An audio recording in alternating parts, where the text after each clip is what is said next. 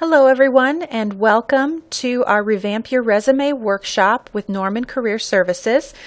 This is a recorded, abbreviated version of the Arkansas Tech University resume workshop that is performed on campus in case you are unavailable to watch it or were not able to get to campus for some reason. Please feel free to contact Norman Career Services if you have specific questions after watching this video. To get started today, we are going to go over the basics, the 3 resume must-haves, specifically the items that no matter what else you choose to put on your resume do need to be there.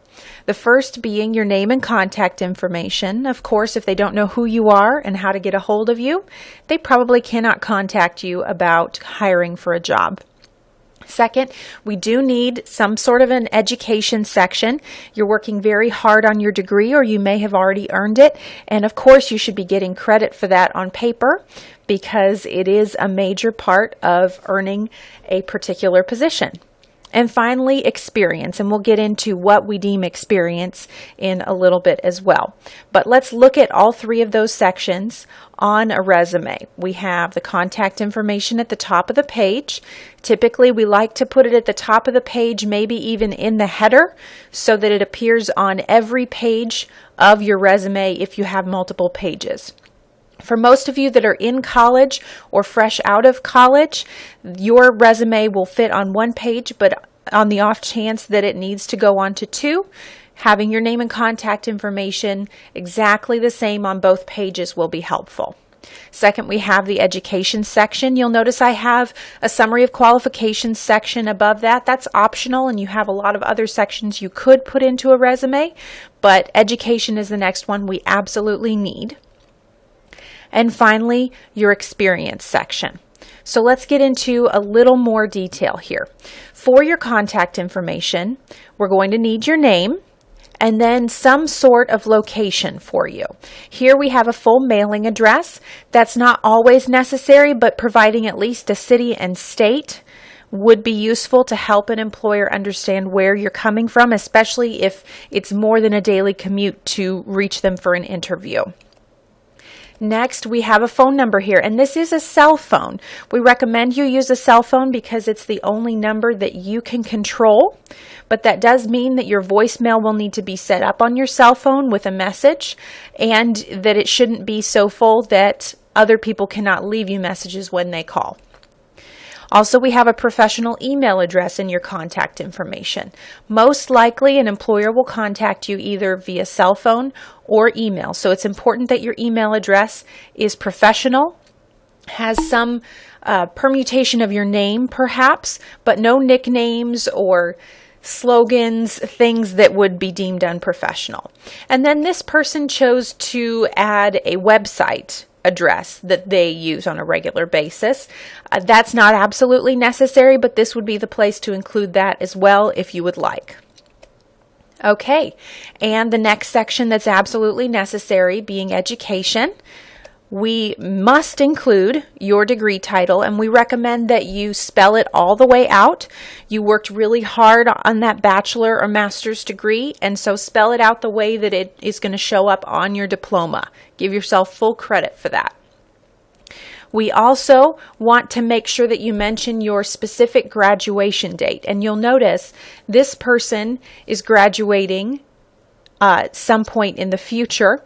If it's a future date, we put expected or anticipated in front of the date so that an employer reading through this document quickly will notice that you have not graduated as of yet.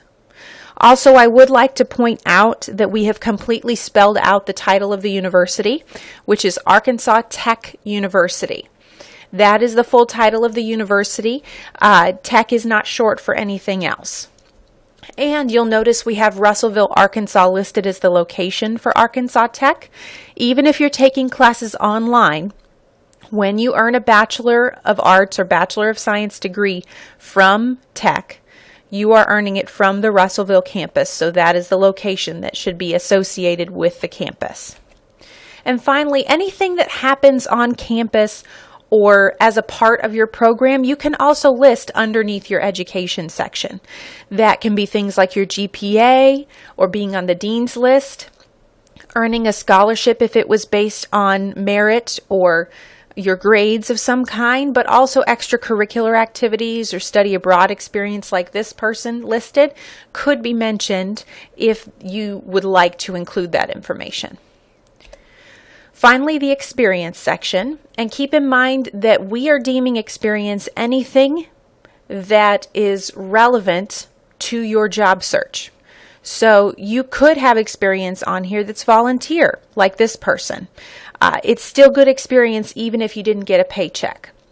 So keep that in mind, but we do keep it in relative chronological order. We go from most recent backwards in time when you're listing your experience. And each experience includes a position title. We go with the position title that your employer would use for you in case they do some fact checking and double check with your past employer. We list the name of the company or organization where you worked, as well as the location, and just city and state is fine for that. You do not need to list references next to experience. No names of bosses or emails or phone numbers. That is not necessary. You can create a separate document for that. Okay, and when you are describing these different experiences, any kind of detail is going to add to the value that you're providing. You'll notice the last bullet in here, this person says, reconcile $3,000 to $5,000 in the cash drawer 100% of the time during closing shifts. While that may seem a little obvious, providing a number like I handled up to $5,000 in the cash drawer every day really does kind of add some extra punch to the information that you're providing. If you're working with children, you can talk about how many children you handled or oversaw in a classroom at once, or the age ranges of the children. If you were in some kind of management role, you can talk about training people or how many people you supervise. Those numbers do make a difference. Okay, so more importantly than just getting the information on the page, we want to make sure that we're getting the right people to notice this and that the information on the page is really going to catch their attention in a positive way. So here are some specific, we've got 4 tips here that are going to help you make sure that your resume stands out. Number 1, you do want to make sure that you research the specific company and position. Resumes can start as a basic document, but we do have to adjust them for every job to make sure that they're customized like a thank you note. So first off, if you're going to research the company, we treat it a little like a blind date. If you were set up to go out with somebody that you had never met before, you would do anything within your power to find out information before you go meet that person for the first time.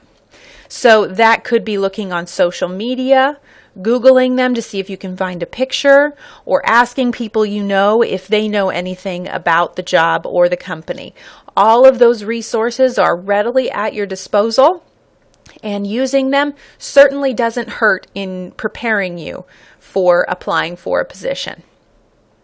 I like to use the company website a lot when I'm looking up information. A lot of company websites have an About Us page that will give you their mission statement or their core values, which are usually very important to them. And sometimes you can even find out more information like specific hiring programs they have, an internship program, or a leadership program to help you promote yourself into management sooner rather than later. And knowing about those things in advance can also be very helpful.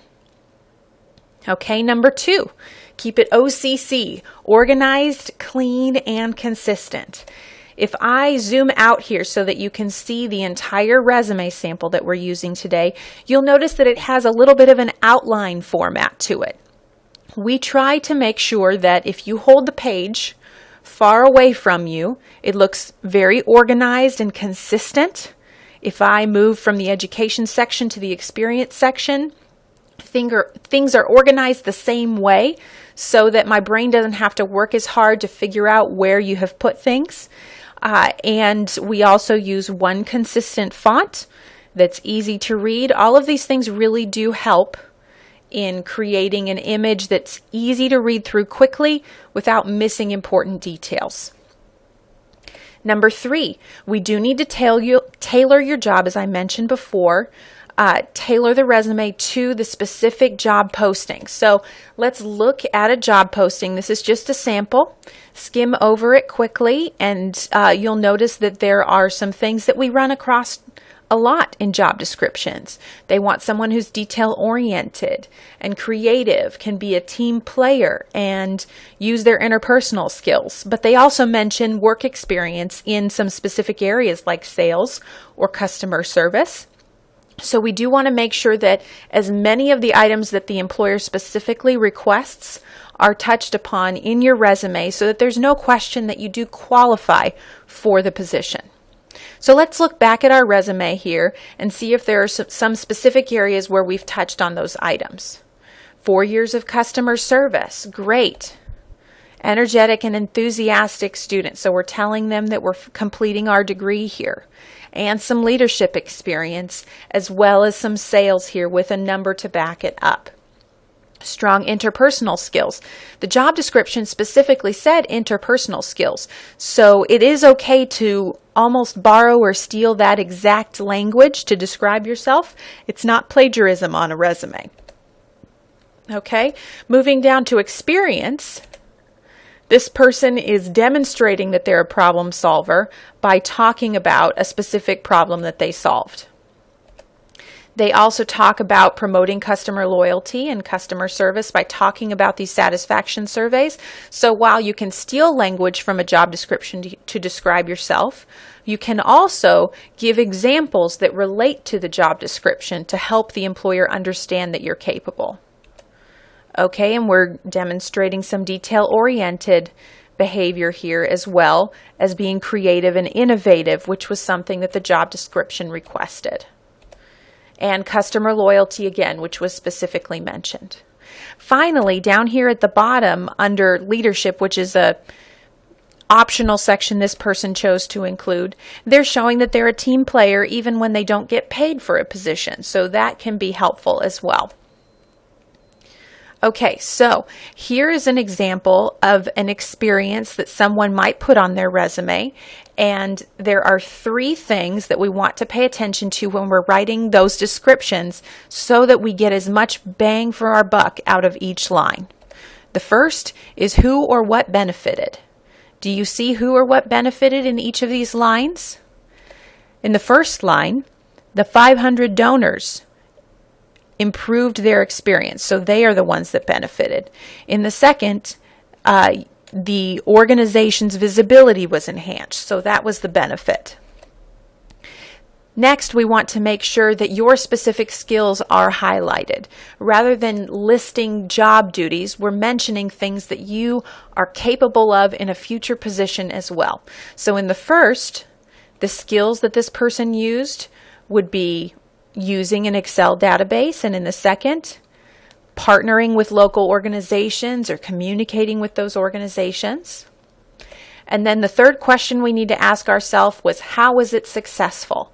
If you tackled something or you had an accomplishment, we do need to know on what level was that accomplishment successful, or how did that specific task help the organization you were working for? And that's where numbers can be incredibly helpful. So in the first one, the person decreased their wait time by 30%. And in the second, the person gained 50 new quarterly blood donors. These would be considered very rich, well-written descriptions because they answer all 3 of these questions. If you need a moment, feel free to pause the video and write these 3 questions down to use when writing your descriptions for your resume. Okay, now we're going to do a quick exercise together. This is an exercise we do on campus during the workshop, so you'll need to try it individually. This is an imperfect resume. It does have some specific issues, and we won't address every single one of them today, but I would like to challenge you to find the specific issues in the resume and see if you can hunt them down. Okay, so we're looking for three things. Anything that looks a little unprofessional, maybe passé, it's not something people really do on resumes anymore, or information that's unnecessary, something an employer may not need to know about you. Okay, so I know that there are at least 6 mistakes in here. Let's look up at the top. Feel free to pause the video and find the 3 errors in this section. Okay, the first error is the email address. yourhotfriend@gmail.com is not particularly professional. As I mentioned before, we do want to stick with professional email addresses that include some form of your name rather than nicknames, slogans, catchphrases that may be slightly unprofessional or inappropriate. The second error is the inclusion of the Social Security number. That is private information that you may keep private until you are completing hiring documents. So if an employer offers you a position and asks you to fill out tax paperwork, that would be an appropriate time to give them a Social Security number, or if they're going to do a background check. Otherwise, this information is something you can keep to yourself. Do you see the third error? The objective statement. This is not necessarily wrong, but it is passé. It's not popular to provide an objective statement anymore because we customize the entire resume to the specific job. And an objective was really a way a few years back to use the same resume for a lot of different jobs and just mention which job you wanted at the top of the page. If you're applying for one position at a time, the employer will always know what position you're going for. And so this section has become unnecessary. Okay, there is one mistake in this second area. Do you see it? That's right, it's the high school information. We did not discuss high school information earlier because once you have completed about a year of college, you do not have to mention high school or your GED on your resume unless an employer specifically asks if you have completed that level of education. The assumption is if you got into tech or a school like tech that it is regionally accredited, you must have either a GED or high school diploma under your belt already, and so it's unnecessary information. Okay, there are 2 more items down here at the bottom. Feel free to pause for a moment if you need it to try and find them. Our first item here at the bottom is this award from the sorority named Prettiest Sister in the Architect. That award is not something that an employer is going to find particularly appealing unless you're going for a modeling career, and a modeling resume would look very different than this one. So we do not need to mention awards that don't actually benefit you or mention something having to do with your skills for the position. Do you see the other item that can be removed? It is the references available upon request.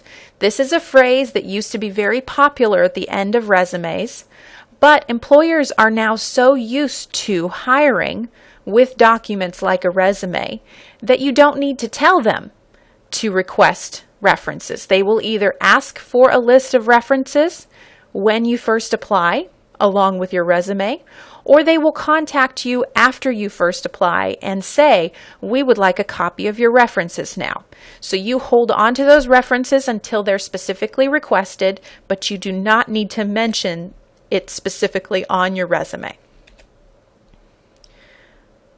Okay, so we went over a lot of information in a rather short amount of time today, but if you're working on your resume and would like some additional assistance, you can feel free to contact the Norman Career Services office to make an appointment. We run appointments through Skype, over the phone, or in person here in the Russellville campus, or you may upload your resume into your CareerLink account by logging into OneTech and clicking on Career Link under your Student tab. Please keep in mind that we are also available on social media if you would like to receive updates from Career Services. We post job openings as well as events and other announcements through Facebook, Twitter, and LinkedIn. Enjoy your day, and thank you for watching.